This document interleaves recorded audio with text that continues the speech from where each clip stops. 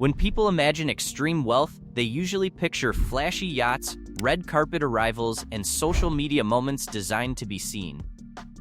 The Sultan of Brunei operates on the exact opposite philosophy. Despite being one of the richest individuals on earth, Sultan Hassanal Bolkiah has built a lifestyle where invisibility, control, and secrecy matter far more than attention. His travel habits are not designed to impress the public. They are designed to avoid it entirely. This is the story of how one of the most powerful and wealthy monarchs in modern history moves around the world quietly, securely, and with a level of planning that feels closer to a spy novel than a luxury travel brochure. Brunei, small country, serious power. To understand the Sultan's movements, you first need to understand his country. Brunei Darussalam is a tiny nation on the island of Borneo in Southeast Asia, bordered by Malaysia and the South China Sea. With a population of under 500,000 people and an area smaller than many global cities, Brunei often slips under the radar. That would be a mistake. Brunei is one of the wealthiest nations in the world on a per capita basis, thanks almost entirely to its vast oil and natural gas reserves. The country provides its citizens with free healthcare, free education, subsidized housing, and no personal income tax. In return, the political structure is simple and absolute. Power flows from one man. The Sultan is not only head of state, but also prime minister, finance minister, and defense minister. There are no elections to threaten his position, and no coalition politics to complicate decisions. When the Sultan travels, he does so as the embodiment of the state itself. A monarch unlike most others. Hassanal Bolkiah ascended the throne in 1967 and has ruled for more than half a century, making him one of the longest-serving leaders in the world. The House of Bolkiah has ruled Brunei since the early 15th century, and today's Sultan is the 29th in that unbroken line. His estimated net worth hovers around $25–30 billion, derived largely from Brunei's oil wealth. Unlike billionaires whose fortunes rise and fall with markets, his wealth is structural. It is tied to national resources, sovereign investment vehicles, and absolute authority. That kind of power changes how you move through the world. The palace that sets the tone. The Sultan's primary residence, Istana Nurul Iman, is the largest residential palace on earth. It contains nearly 1,800 rooms, hundreds of bathrooms, banquet halls large enough to host thousands of guests, a private mosque, and underground parking for hundreds of cars. This matters because the palace reflects the Sultan's worldview. Everything is designed for scale, privacy, and control. Travel is no different. When he leaves the palace, the same philosophy follows him across borders. Flying without being seen. The Sultan owns multiple private aircraft, including wide-body jets customized to a level that makes most luxury airlines look modest. One of his best-known aircraft reportedly cost well over $200 million and features gold-plated fixtures, private bedrooms, lounges, and bathrooms with full showers. But here's the twist. The most luxurious plane is not always the one he uses. For discreet trips, the Sultan is believed to rely on smaller aircraft that attract less attention. Routes are often kept confidential, manifests are restricted, and decoy arrangements are rumored to be used to confuse observers. In some cases, planes may depart ahead of time to misdirect attention, while the real flight leaves quietly hours later. The goal is not speed or spectacle. The goal is uncertainty, ground travel. When the Sultan travels by road, it's less VIP ride and more moving fortress with a schedule.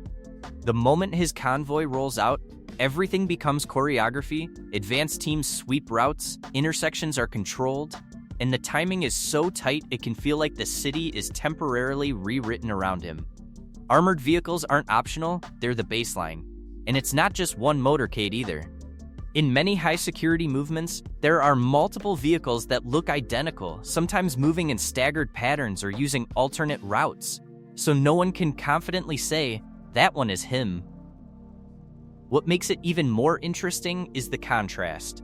The Sultan is famously linked to an extraordinary car collection: rare Rolls-Royces, Ferraris, Lamborghinis, Bentleys, the kind of lineup that would make a supercar showroom cry tears of joy. But abroad, he generally doesn't do the loud look at my garage thing. Instead, the preference is often uniformity, black luxury sedans, same tint, same shape, same vibe. Chefs may travel ahead to inspect kitchens, arrange ingredients, and ensure everything matches his standards, because at this level, we'll figure it out when we land is not a strategy. Medical teams also travel discreetly, prepared for emergencies without needing to rely fully on local systems. The result is that he can arrive anywhere and operate as if he never left home. You might only see a few cars and a calm-looking arrival, but behind it is a moving operation with more planning than most weddings, and definitely better snacks. Why secrecy matters at this level. For someone like the Sultan, visibility is not just attention, it's exposure. He isn't only a wealthy individual, he is a head of state and the face of an absolute monarchy. That combination changes the risk profile completely. The threats aren't hypothetical. High-profile figures can attract political hostility, kidnapping plots, opportunistic targeting, or even soft risks like surveillance, harassment, and disruptions that become security incidents simply because crowds gather. When your existence creates a headline, your itinerary becomes sensitive information. That's why travel details are often tightly controlled, sometimes revealed only after he's already arrived, and occasionally after he's already gone. In the modern world, where one phone camera can turn a private moment into global news in seconds, secrecy becomes a shield. Privacy, in this context, isn't a personal preference. It's a security requirement, because the safest trip is the one no one gets the chance to plan against. Properties around the world. The Sultan owns luxury properties in several countries, including the United Kingdom, France, and the United States.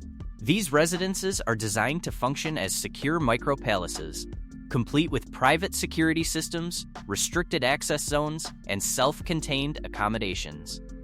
One of his most famous overseas assets is the Beverly Hills Hotel, purchased in the late 1980s. While technically a commercial property, it has long been associated with royal-level privacy and exclusivity. When the Sultan travels, he does not check into hotels like ordinary guests. Entire wings or entire properties may be reserved, often without public disclosure. When the curtain slips. Despite all the careful control, there are moments when the outside world catches a glimpse, usually through quiet sightings, official diplomacy, or the occasional confirmed visit that becomes public information. Sometimes it's a medical trip where the confirmation comes after the fact. Sometimes it's a low-key arrival in a neighboring country. And sometimes it's a formal state visit that's choreographed to show respect and diplomacy while still keeping the finer details locked down. What's consistent is the pattern: minimal noise, heavy security, fast movement, and no unnecessary exposure. You won't see casual photo ops, random strolls through crowds, or spontaneous moments that aren't managed. In an era where almost everyone is trackable, the Sultan remains unusually difficult to follow because his system is built to reduce signals, limit leaks, and keep the public guessing. The real cost of traveling like this. Organizing secret travel at this scale is extraordinarily complex. Routes must be secured without alerting the public. Communications must be encrypted. Staff must operate under strict confidentiality agreements. Any leak could compromise safety or trigger political consequences. It is expensive, exhausting, and unforgiving of mistakes. But for the Sultan, it is simply the cost of existing at the intersection of absolute power and extreme wealth. Behind the secrecy, the security, and the silent convoys lies a world few people ever get to see, where power moves quietly and luxury stays invisible. If you enjoyed this deep dive into how the Sultan of Brunei travels beyond the spotlight, there's a lot more hidden history and untold stories waiting for you here. If you want to be smarter every day, like and subscribe, and I'll see you in the next one.